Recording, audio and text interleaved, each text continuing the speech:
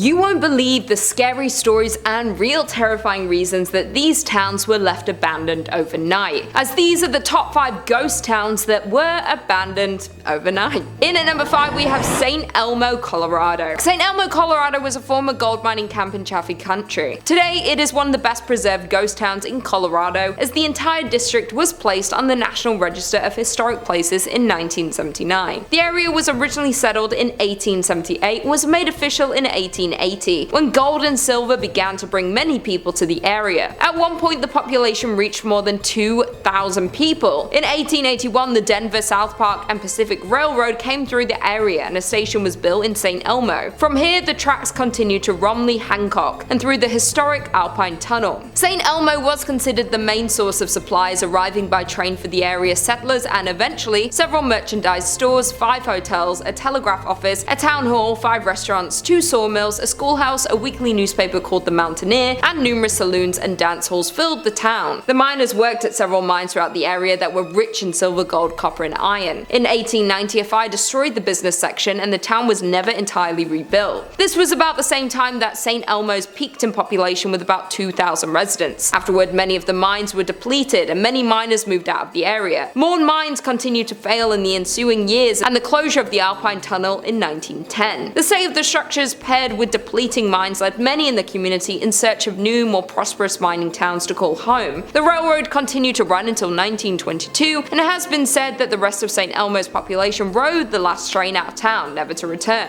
In 1969 the United States recognized St. Elmo as a historic district, and soon after it became a unique tourist attraction that's open to the public, showcasing what life was like in the Old West. There is no shortage of urban legends and reports of hauntings in St. Elmo, but the most common occurrence of paranormal activity centers around the town's most notable family. To this day, one of the members of the Stark family still can be spotted in the ghost town. Anton's only daughter Annabelle resided there until she died in 1960. As legend has it, Annabelle continued her promise to protect the city even after she took her last breath. In at number 4 we have Rhyolite, Nevada. Founded in 1904 and abandoned by 1916, Rhyolite was one of several short-lived boom towns from the late gold rush era. People were drawn to the desert on the edge of Death Valley by the promise of gold found amongst quartz in local mines. And by 1906 the town had all the promising indicators of permanence and the largest population in the area. The town's citizens had an active social life, including baseball games, dances, basket socials, whist parties, tennis, a symphony, Sunday school picnics, basketball games, Saturday night variety shows at the Opera House, and pool tournaments. In 1906, Countess Majowski opened the Alaska Glacier Ice Cream Parlor to the delight of the local citizenry. That same year, an enterprising miner, Tom T. Kelly, built a bottle house out of 50,000 beer and liquor bottles. But in 1907, the US financial markets were rocked by panic that saw closures of banks, businesses, and mines. Rhyolite began to falter. The mine closed in 1911. Some claim that Rhyolite, about 120 miles northwest of Las Vegas, was once home to thousands of people, though not much remains of its glory days, which lasted less than 20 years. Set up in 1905, the town was a mining hotspot, but after the richest ore was exhausted, workers left for a new pasture and the population had dropped to close to zero by 1920. Industrialist Charles M. Schwab invested heavily in Rhyolite's infrastructure, which boasted a school, electric lights, water mains, newspapers, a hospital, and even an opera house, some of which can be seen today. There are only around 10 significant structures, yet the site is very evocative. The crumbling remains set against a backdrop of stark desert hills. In at number 3 we have Jazrat Al Hamra,